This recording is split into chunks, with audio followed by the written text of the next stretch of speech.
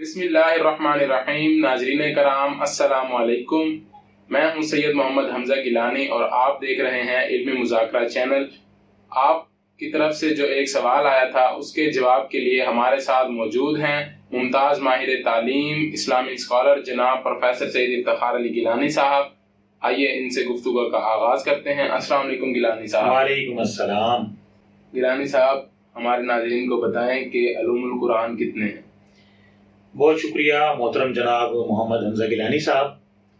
علوم القرآن کے حوالے سے جب سے قرآن آیا اور مفسرین نے اس پر بے شمار کام کیا ہے، ہر کسی نے اپنے طور پر کام کیا۔ ہمارے برصغیر پاک و ہند میں بھی بہت سے علماء نے اس پر کام کیا، لیکن جو سب سے زیادہ مشہور ہے وہ حضرت شاہ ولی اللہ دہلوی رحمۃ اللہ علیہ نے جو قرآن مجید کے علوم ہیں ان کو 5 حصوں میں تقسیم کیا۔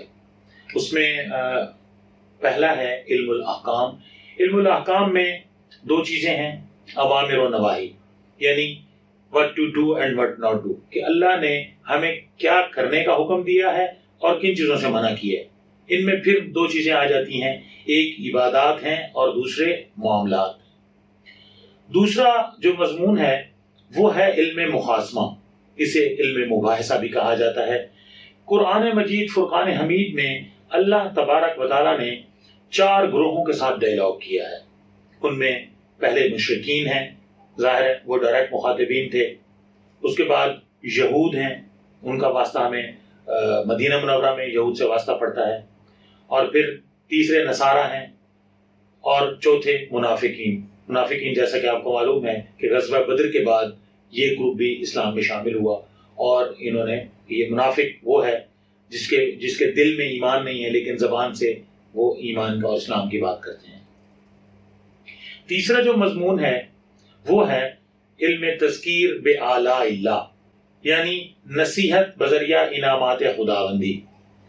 اللہ تبارک و تعالیٰ نے انسان کو جن نعمتوں سے نوازا، اللہ نے یہاں انسان کی بات کی ہے کہ دیکھیں ہوا ہے تو ہوا، پانی، سورج، چاند، ستارے، تو یہ صرف مسلمانوں کے لیے تو نہیں ہے نا، پوری انسانیت کے لیے، تو انسانیت ان سے فائدہ اٹھا رہی ہے۔ تو اللہ نے اپنی جن نعمتوں کا تذکرہ کیا ہے، یعنی بادلوں کا برسنا، بارش ہے، پانی ہے، ہوا ہے، چاند، ستارے ہیں، تو یہ جتنی بھی نعمتیں ہیں، پھل، سبزیاں، اور جتنی بھی نعمتیں ہم استعمال کرتے ہیں، ان نعمتوں کا تذکرہ اللہ نے قرآن میں کیا۔ تو حضرت شاہ ولی اللہ دہلوی رحمۃ اللہ علیہ نے اسے تذکیر بآلاء اللہ میں شمار کیا۔ چوتھا ہے تذکیر بایام اللہ، یعنی نصیحت بذریعہ تاریخ اقوام عالم۔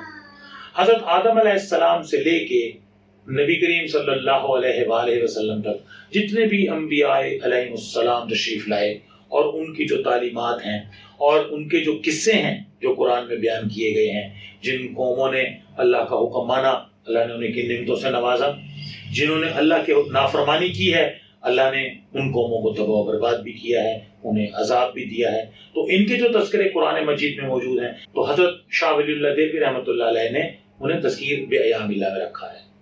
اور 5واں اور آخری ہے تذکیر موت و بعد الموت۔ موت اور موت کے بعد کی جتنی بھی چیزیں ہیں، یعنی کل نفس ذائقۃ الموت، الذی خلق الموت والحیات لیبلوکم ایکم احسن عملا، اور اس کے بعد یعنی مرنے کے بعد کی جتنی بھی باتیں ہیں، جنت جہنم کے جو تذکرے ہیں، تو وہ تذکیر موت و بعد الموت میں آتے ہیں۔ تو یہ ہے وہ تقسیم جو حضرت شاہ ولی اللہ دہلوی رحمۃ اللہ علیہ نے کی ہے۔ مولانا مودودی رحمۃ اللہ علیہ نے بھی مضامین قرآن بیان کیے ہیں، وہ انشاءاللہ کسی اور موقع پہ انشاءاللہ بیان کریں گے۔ بہت بہت شکریہ جناب پروفیسر سید افتخار علی گیلانی صاحب۔ اسی کے ساتھ اپنے میزبان سید محمد حمزہ گیلانی اور سید افتخار علی گیلانی صاحب کو اب اجازت دیجیے۔ اللہ حافظ۔